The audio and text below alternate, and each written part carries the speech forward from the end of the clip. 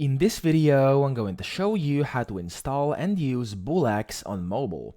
By the way, in case you don't have a BullX account yet, there's a link down below in the description as well as in the pinned comment, and if you sign up using my link, you will get 10% discount on all trading fees forever on BullX, so make sure you check that out. Now, if you want to use BullX on mobile, what you're going to have to do is first install Telegram to your device. As you can see, I have it already, and then you want to open up the Telegram app.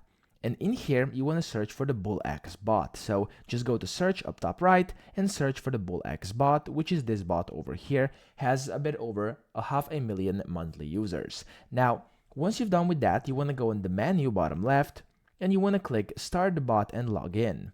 Now, once you do this, as you can see, it will say seamlessly log into your BullX account by tapping below, and you simply want to click login and then click open.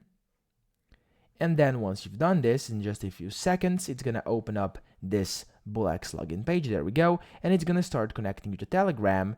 And there we go. As you can see, you now have the option to get started. You can simply click next over here. And then you can click start trading over here.